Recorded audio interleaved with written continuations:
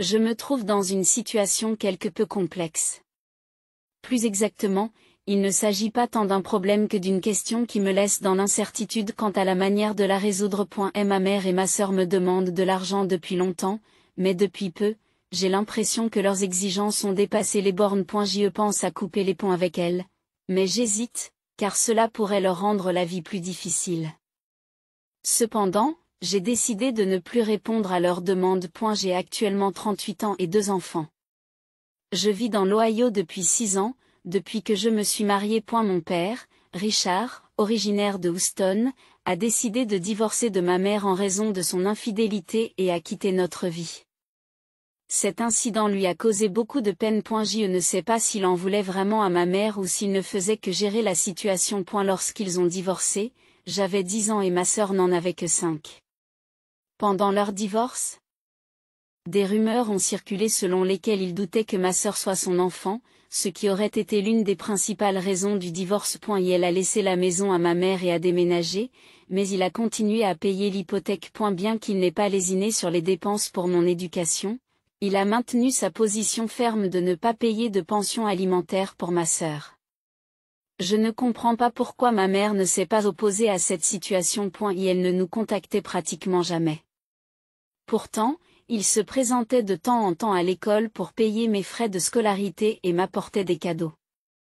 Au lycée, j'ai commencé à lui parler de mon propre chef. Depuis, il s'est impliqué dans ma vie et a même assisté à mon mariage. Pour moi, le lien avec lui était plus fort qu'avec ma mère. Depuis que j'ai commencé à vivre ici, il est venu 2 fois en Ohio. Mais cela n'a pas duré.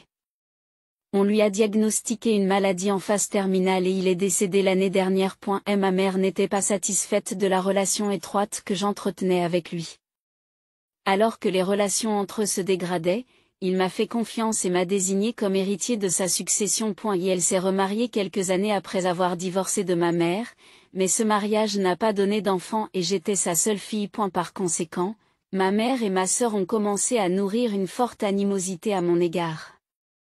Le fait que mon père m'aimait vraiment et qu'il m'ait laissé 400 000 $ dans un fonds fiduciaire a creusé le fossé entre nous. Il ne s'agit pas seulement d'une question d'héritage, mais d'un conflit émotionnel plus complexe. Grâce à papa qui a payé mes études, j'ai fréquenté de meilleures écoles. J'ai vécu une expérience universitaire merveilleuse et j'ai globalement grandi dans un environnement plus privilégié. Cela est dû à la pension alimentaire qu'il m'a versée.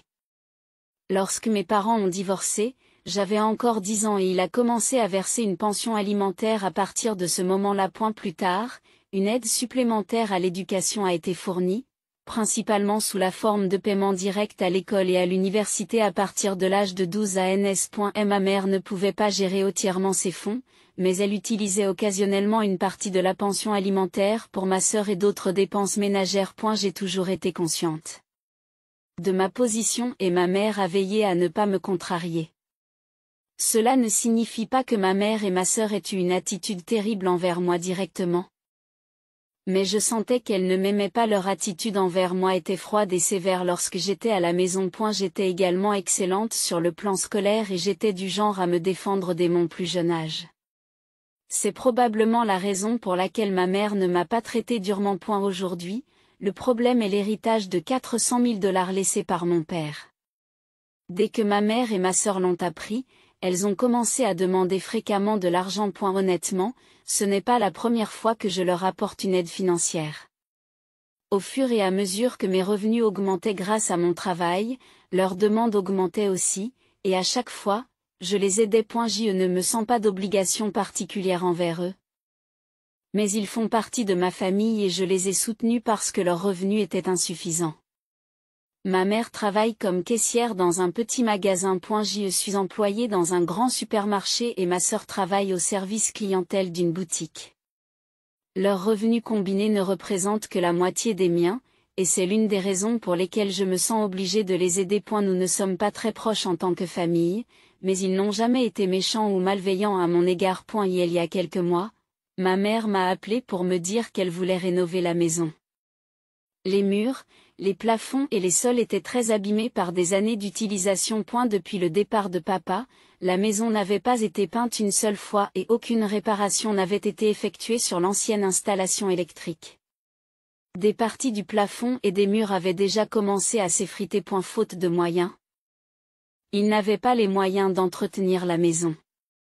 Les jours de pluie et d'orage, il est inquiétant de se trouver à l'intérieur de la maison, dit-elle. J'ai essayé de demander un prêt à la banque, mais les taux d'intérêt étaient trop élevés, poursuit-elle. Ce qu'elle cherchait était clair. Ma mère voulait que je la soutienne financièrement pour les réparations de la maison. Honnêtement, cette conversation a été très gênante. Ce qu'elle voulait était clair, mais nous n'avons jamais eu de discussion franche sur le sujet. Après cette conversation, j'ai commencé à éviter les appels de ma mère. D'habitude, elle m'appelle environ une fois par mois, mais cette fois-ci, elle m'appelait 3 ou 4 fois par mois. Lorsque j'ai finalement répondu au téléphone, elle m'a dit: les récentes intempéries ont encore endommagé la maison et il est dangereux d'y vivre dans l'état actuel des choses. Cette fois, elle m'a directement demandé de l'argent et m'a promis de le rembourser en plusieurs fois. Lorsque j'ai demandé de l'argent, j'ai été choquée par le montant et je lui ai dit fermement que je ne pouvais pas lui prêter autant d'argent. Elle a ensuite abordé avec désinvolture la question de l'héritage. J'étais contrariée, mais j'ai évité d'entamer une discussion approfondie sur l'argent du fonds fiduciaire. Finalement, je lui ai dit que le montant maximum que je pouvais lui prêter était de $50 000, et elle a accepté. Cependant, je me suis rendu compte plus tard que cette décision était irréfléchie. J'aurais pu l'ignorer sans rien dire. Mais comme j'avais déjà promis de lui prêter de l'argent, l'ignorer n'était pas une option. Néanmoins, je me sentais mal à l'aise à l'idée de prêter une somme aussi importante. J'ai donc consulté mon mari. Il m'a conseillé de ne pas donner la totalité de la somme en une seule fois, mais de l'envoyer par petites tranches et de vérifier l'avancement de la construction à chaque fois. J'ai dit à ma mère que j'enverrais les $50 000 en plusieurs fois. J'ai réactivé un ancien compte que j'avais à Houston, j'y ai déposé les $50 000 et je lui ai donné accès à ce compte. Elle m'a demandé: pourquoi ne transfères-tu pas l'argent directement sur mon compte? J'ai fait quelques excuses plutôt insignifiantes. En fait, c'est une méthode que mon mari m'avait suggérée. Cela fait 2 mois que j'ai commencé à prêter de l'argent à ma mère. Récemment, j'ai appris par une amie, et non par ma famille, que ma sœur allait se marier. Le mari de mon ami est organisateur de mariage et il m'a dit que ma sœur organisait un mariage somptueux par l'intermédiaire de son agence. Et ma sœur ne savait pas que j'étais amie avec eux. Le coût du mariage de ma sœur s'élevait à $50 000. J'ai été choquée d'apprendre le mariage de ma sœur par quelqu'un d'autre. Je n'en avais aucune idée. À eu début, j'ai pensé qu'il s'agirait d'une petite cérémonie avec des personnes proches. Puis mon ami m'a dit qu'il y aurait une centaine d'invités. J'étais très triste de ne pas être invitée. Bien que ce soit la chose la plus douloureuse, j'étais également préoccupée par la question de l'argent. Où avait-elle trouvé les fonds pour un mariage aussi somptueux? Il avait lieu dans l'endroit le plus luxueux de la ville, avec nourriture et boissons à volonté. Et les décorations et les fleurs étaient de la plus haute qualité. Je m'inquiète. J'ai vérifié le compte bancaire sur lequel j'avais envoyé l'argent pour la prétendue rénovation. Il n'y avait plus d'argent. J'ai appelé ma mère pour lui demander si les travaux avaient commencé. Elle m'a répondu: j'ai demandé à l'entrepreneur, mais les travaux n'ont pas encore commencé. À ce moment-là, j'ai senti que l'histoire de la rénovation était un mensonge. Je ne pouvais plus tolérer ces mensonges. S'ils avaient réellement utilisé mon argent pour son mariage, il était évident que les travaux n'avaient pas encore commencé. Mais l'idée de me prendre de l'argent pour rénover ma maison, tout en dépensant une grosse somme pour le mariage de ma sœur, m'a mis très mal à l'aise. J'ai voulu me rendre immédiatement à Houston pour voir ce qui se passait réellement. Mais j'ai pensé que cela ne servirait à rien. J'ai donc appelé une tante qui habite à quelques rues de la maison de ma mère et lui ai demandé si elle était au courant du mariage de ma sœur. Elle m'a répondu qu'elle le savait, mais qu'elle n'avait pas été invitée non plus. Ma tante est la sœur de mon père et je peux comprendre pourquoi ma mère n'aime pas la famille de mon père. Ma tante m'a dit que le mariage de ta sœur était un sujet de conversation pour les gens d'ici. En effet, il y a quelques années, la maison de ma mère tombait en ruine et ils travaillaient désespérément pour mettre un peu de nourriture sur la table, mais maintenant ils ont une belle maison neuve et un mariage somptueux. À ce moment-là, je me suis sentie étourdie et je ne savais pas comment réagir. Ma mère a dit que la maison n'avait pas encore été réparée, mais ma tante a dit qu'elle brillait avec de la peinture neuve. C'est alors que je me suis souvenue de quelque chose. Il y a environ 6 mois. Ma mère m'avait demandé 20 000 $ pour une opération de remplacement du genou. Je l'ai appelée pour lui demander quel était l'hôpital où l'opération avait eu lieu. Elle m'a répondu qu'elle ne se souvenait pas de quel hôpital il s'agissait. J'ai demandé des détails, comme le nom du médecin ou de l'infirmière, mais elle n'a rien pu répondre. Faisant mine d'être surprise, elle a agi comme si la connexion Internet était mauvaise et a raccroché le téléphone. Lorsque j'ai rappelé, son téléphone était éteint depuis un moment et elle n'a plus répondu. Je lui ai donc envoyé un SMS. Cependant, mon message est resté non lu pendant plusieurs jours. C'est à ce moment-là que j'ai finalement confirmé qu'elle mentait. L'argent que j'avais donné pour la prétendue opération avait été utilisé pour les réparations de la maison. Et l'argent qu'elle avait demandé pour les réparations avait en fait été utilisé pour le luxueux mariage de ma sœur. Ma tante a également révélé que la fête de fiançailles de votre sœur avait eu lieu dans l'arrière-cour de la maison familiale et que le vin avait été utilisé en abondance pour décorer toute la maison. J'ai eu l'impression d'être piégée dans une profonde obscurité. Je n'avais aucune idée qu'il menait une vie aussi luxueuse tout en faisant semblant d'être pauvre devant moi, et qu'ils siphonnaient mon argent sans permission. J'ai compris qu'ils étaient gentils parce qu'ils voulaient mon argent, mais je ne m'attendais pas à ce qu'ils racontent des mensonges aussi horribles pour me soutirer de l'argent. S'ils avaient été honnêtes avec moi, cela ne m'aurait pas fait autant de mal. Après cela, j'ai décidé de les ignorer complètement. J'ai également cessé de transférer de l'argent sur le compte de Houston. Même lorsque ma mère a appelé, je n'ai pas répondu. Je n'ai pas non plus répondu à ses SMS. Puis, soudain, ma sœur, qui ne m'avait pas contacté depuis des années, a appelé, mais je n'ai pas répondu. Ma relation avec elles est terminée. Je n'ai plus l'intention de m'engager dans leurs mensonges et leurs manipulations. Qu'importe que je gagne plus qu'eux ou que mon père ne leur ait rien laissé de son patrimoine. Cela ne leur donne pas le droit de faire ce qu'ils ont fait. Ils n'ont fait que me soutirer de l'argent et me tromper. Lorsque j'ai complètement ignoré leur contact, ma mère a appelé mon mari. Il a tout gâché par inadvertance. Je lui avais demandé à l'avance de ne pas répondre à leurs appels ou à leurs courriels, mais il a répondu à l'appel de ma mère. Elle m'ignore, a dit ma mère en pleurant. Ensuite, a-t-elle poursuivi, j'avais besoin de l'argent pour la rénovation. Mais elle n'a pas tenu sa promesse en plein milieu. Mon mari a accidentellement dit la vérité. À ce moment-là, j'ai eu envie de le frapper. Et elle m'a dit que je connaissais déjà la vérité, que ma mère m'exploitait financièrement depuis longtemps et que l'argent était censé être utilisé pour le mariage de ma sœur, raison pour laquelle j'avais coupé les ponts. Après cet appel, ma mère a envoyé de nombreux courriels d'excuses. Il s'agit d'un malentendu, et je ne fais que rembourser l'argent de quelqu'un d'autre avec le vôtre pour la réparation de la maison, a-t-elle dit. Bien entendu, il s'agissait d'un mensonge pur et simple. Comme les appels et les messages n'arrêtaient pas, j'ai envoyé un message disant « Je répondrai au téléphone si tu me promets de dire la vérité. » Ma mère a répondu qu'elle comprenait, alors je l'ai appelée. Elle a alors commencé à dire la vérité. Ma sœur voulait un mariage somptueux, mais elle n'avait pas assez d'argent pour cela. Alors elle a décidé de me demander de l'argent. C'est elle qui a eu l'idée d'utiliser les réparations de la maison pour me soutirer de l'argent. Elle savait que je n'étais pas allée à Houston depuis des années et que je n'avais eu aucun contact avec qui que ce soit. Alors elles ont pensé que je ne remarquerais pas que la maison avait déjà été réparée. Pourquoi n'avez-vous pas demandé directement de l'argent pour le mariage dès le début, ai-je demandé. Elle m'a répondu que c'était parce que ma sœur ne le voulait pas. Elle a ajouté que la maison était très endommagée et que les parents du fiancé de votre sœur avaient l'intention de venir la visiter, de sorte que nous devions la réparer rapidement. Ils n'ont pas trouvé de bonne excuse pour me soutirer l'argent rapidement, alors dans la panique, ma mère a appelé et a dit « Le médecin a recommandé une opération d'urgence de remplacement du genou, et j'ai immédiatement transféré l'argent. Je suis resté calme au téléphone.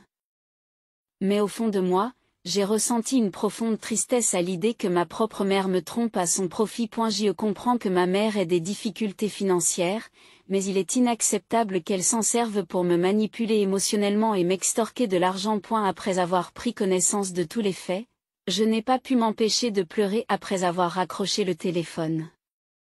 Je ne me souviens pas de la dernière fois où j'ai autant pleuré. C'était peut-être à la mort de mon père. Ce jour-là, mon père me manquait terriblement. Elle était le seul à m'aimer et à s'occuper de moi de manière inconditionnelle. 2 jours plus tard, j'ai reçu un message vocal de ma mère disant « J'ai besoin du reste de l'argent pour continuer à préparer le mariage ». À ce moment-là, j'étais très en colère et j'avais envie de blâmer ma mère. Je ne comprenais pas comment elle pouvait dire une telle chose. Il n'y avait aucun regret dans ses paroles. Et j'avais l'impression que tout ce qu'elle voulait, c'était de l'argent. De plus, ils ne m'ont même pas invité au mariage. Maintenant que la vérité est claire, je suis rempli de colère. Je leur ai interdit à tous les deux de me contacter. J'ai également demandé à mon mari de ne répondre à aucun appel. S'il n'obtempère pas, je le ferai dormir sous le porche la prochaine fois. Je reste régulièrement en contact avec ma tante et je sais que le mariage aura lieu le mois prochain. Nous n'avons pas parlé d'argent, mais je sais que ma mère et ma sœur préparent jour après jour leur mariage idéal. Alors que le jour du mariage approche, je reçois de nombreux appels et messages vocaux de ma mère et de ma sœur qui me demandent de l'argent. Cependant, je suis resté sur mes positions et je ne me suis pas laissé influencer. Le dernier message vocal de ma mère disait « Tu me déçois. Nous coupons les ponts. Ne me contacte plus jamais et ne me rends plus visite. » En entendant ces mots, je me suis senti très découragée et j'ai pleuré devant mon mari. Je comprends que mon entourage puisse me reprocher d'avoir été cruel et horrible en gâchant le mariage de ma sœur. Ma mère m'a également blâmé, me qualifiant d'égoïste et de déraisonnable, mais elle n'a jamais réfléchi aux mensonges qu'elle avait proférés. En réalité, elle me trompait depuis le début. Je les ai soutenus par sens du devoir en tant que membre de la famille, mais j'ai réalisé que pour eux, je n'étais qu'une source d'argent. Une amie, dont le mari était l'organisateur du mariage de ma sœur, m'a contacté pour me dire que le mariage risquait d'être annulé parce que les dépenses n'avaient pas été payées. Lorsque je lui ai demandé combien elle avait payé, elle m'a répondu $20 000. 20 000 $ devrait suffire pour un merveilleux mariage, mais mon ami m'a expliqué. Ils ont prévu des décorations luxueuses, de la nourriture et un lieu de réception haut de gamme. Et rien que cela a déjà coûté $20 000. Elle m'a ensuite demandé si j'accepterais d'y assister. J'ai d'autres engagements, lui ai-je répondu. Sachant que je n'étais pas très proche de ma mère ou de ma sœur, mon ami a semblé un peu contrarié par ma franchise. J'ai brièvement envisagé d'envoyer les frais restants à mon ami pour que le mariage se déroule comme prévu, me sentant responsable d'avoir gâché le mariage de ma sœur. Cependant, je me suis souvenu du dernier message vocal de ma mère. Elle m'avait dit qu'elle coupait les ponts avec moi. Si c'est le cas, j'aurais beau essayer de l'aider, ce sera en vain. Mes actions peuvent sembler dures, mais elles n'étaient qu'une réponse à leur comportement délibéré. Ensuite, j'ai éteint mon téléphone portable et je suis sorti avec mes enfants pour me remettre d'aplomb. Le lendemain, mon amie m'a recontacté. Elle était en colère contre ma sœur. Le jour du mariage, le mari de mon ami, l'organisateur, a vu sa réputation entachée parce que ma mère et ma sœur lui ont demandé de se contenter du strict minimum, et qu'elles lui ont promis $10 000 supplémentaires pour gérer tant bien que mal la nourriture et les décorations de base. Cependant, les invités et la famille du marié ont sévèrement critiqué les préparatifs du mariage, et ma sœur a tout mis sur le dos de l'organisateur. Le mari de mon ami était en colère et voulait dire la vérité à tout le monde, mais ma mère l'a désespérément supplié de ne pas ruiner la vie de ma sœur. Compatissant, il a accepté de garder le silence. Finalement, ils ont réussi à organiser le mariage en prenant la responsabilité eux-mêmes. Cependant, ils n'ont toujours pas payé les $10 000 promis. J'étais rempli d'une profonde honte à l'égard des actions de ma famille. Je suis restée silencieuse, sans rien dire. Mon amie m'a dit que les mots me manquaient. Mais qu'elle ne me reprochait rien. Elle voulait simplement me faire part de ses frustrations en tant qu'amie. J'étais très déçue que ma famille ait été exposée à une situation aussi embarrassante. Mon mari m'a dit qu'ils subissaient les conséquences naturelles de leurs actes et que je ne devais pas trop m'inquiéter. Ils ont essayé d'impressionner les autres avec des mensonges, et maintenant ils en paient le prix. Je me suis sentie soulagée d'avoir pris mes distances par rapport à leur combine. Le désaveu de ma mère a finalement orienté ma vie dans une meilleure direction.